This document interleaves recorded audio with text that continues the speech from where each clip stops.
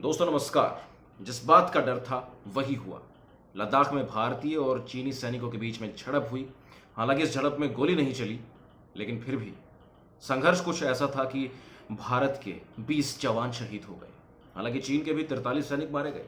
लेकिन दोस्तों बड़ा सवाल है कि पिछले कई सालों से जिस जगह पर गोली तक नहीं चली थी, जहां पर किसी की मौत नहीं हुई थी, वहां पर आखिर में ऐसा क्या हो गया कि इतने सैनिक एक साथ शहीद हो गए।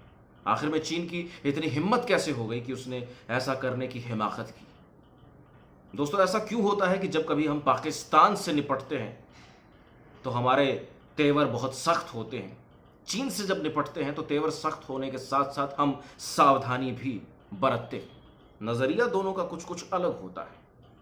दोस्तों ये बात तो तय है कि चीन एक बड़ी महाशक्ति है, भारत भी एक बड़ी महाशक्ति है, लेकिन फिर भी जब चीन से भारत निपटता है तो कई सारी चीजों का ध्यान रखना पड़ता है। चीन की जो नीति है विस्तारवादी नीति है और उसी के चलते वो अपनी सरहदों को बढ़ाने की कोशिश करता है। और दोस्तों क्योंकि चीन भारत का पड़ोसी है, भारत को बहुत ज्यादा सतर्क रहने की जरूरत है। लेकिन उससे भी पहले दोस्तों हमें संभलने की जरूरत है। आज हमारा समाज अलग अलग वर्गों में बटा हुआ है। हम किसी को समान दृष्टि से देख नहीं पाते हैं। कभी दलित ब्राह्मणों के विरोध की बातें आती हैं, कभी ब्राह्मण जाट के विरोध की बात आती है, अलग अलग जातियां आपस में टकराती हुई नजर आती हैं, कभी हिंदू मुस्लिम के बातें चलती हैं, कभी कोई उत्तर भारत का होता है तो कभी कोई दक्षिण भारत का होता है, कभी कोई कहता है कि वो उत्तर प्रदेश से है तो वो कहता है कि मैं आंध्र प्रदेश से हूं। कितनी तरह के वाद हैं इस देश में।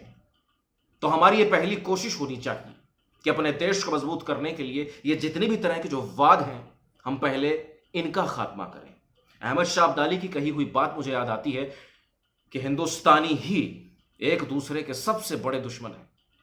दोस्तों क्या आप जानते हैं कि चीन अपनी भाषा को कितना ज्यादा प्रमोट करने की कोशिश करता है? ठीक उसी तरह से अगर हम भी अपनी हिंदी को प्रमोट करें, हम भी अपनी राष्ट्रीय भाषा से प्रेम करें, तो मुझे ऐसा लगता है कि ऐसे काफी सारे स्टेप्स हमें उठाने होंगे जिससे भारत एक उतनी बड़ी महाशक्ति बने कि चीन की भी हिम्मत ना हो कि वो भारत को आंख उठाकर देख सके। और दोस्तों ऐसा मुमकिन है, बेशक मुमकिन है। हम भारतीयों में वो दम है कि हम किसी भी मुश्किल का सामना कर सकते हैं, पहले भी करते आए हैं, आगे भी करते रहेंगे। लेकिन दोस्तों जिम्मेदारी सरकार की तो है ही, भारतीय सेना भी मुस्तैदी से डटी हुई है, लेकिन जो हमारी जिम्मेदारी बनती है दोस्तों हमें उसको भी पूरा करना होगा। एक दूसरे के भरोसे छोड़कर हम नहीं बैठ सकते। जिम्मेदारी खुद को लेनी होगी कि हम जहां कहीं भी हैं इस देश में एकता को बढ़ावा दें, असमानता को दूर करें। और दोस्तों चीन भी ये बात अच्छी तरह से जानता है कि भारतीयों में प्यार तो बहुत है, लेकिन कहीं ना कहीं ये जो वाद हैं ये बिखरे हुए हैं। ऐसे जब कभी मौके आते हैं लड़ाई के तो हम सभी एकजुट हो जाते हैं, हमारे अंदर देशभक्ति की भावनाएं अचानक से जाग उठती हैं। लेकिन दोस्तों हर रोज देशभक्ति की भावना जगानी होगी, तभी चीन हमें आंख उठाकर देखने की हिम्मत नहीं कर पाएगा। भारतीय सेना के पास में बहुत कुछ है जिससे वो चीन का मुकाबला कर सकता है।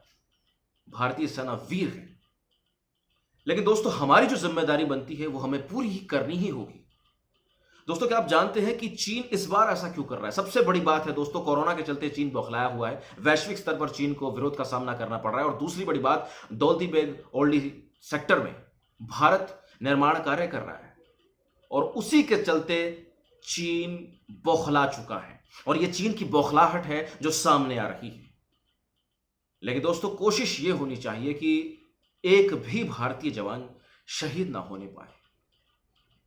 दोस्तों हम जहां कहीं भी हैं वहीं से ही हमें अपने देश को मजबूत करना होगा, हमें खुद को मजबूत करना होगा। और दोस्तों कोई भी देश जब मजबूती की ओर बढ़ता है तो उसका आर्थिक ढांचा भी एक अहम भूमिका निभाता है।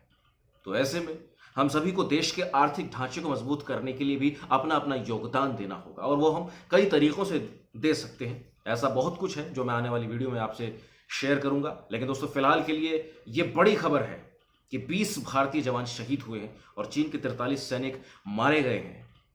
दोस्तों भारतीय सरकार अपना फैसला लेगी, सही फैसला लेगी। बहुत बहुत बड़े रक्षा विशेषज्ञ हैं इस देश में जो अपनी अपनी राय भी देंगे।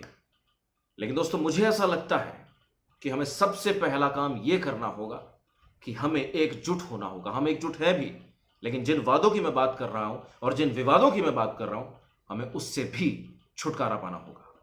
फिलहाल के लिए इस वीडियो में इतना ही। मुझे दीजिए इजाजत। जय हिंद।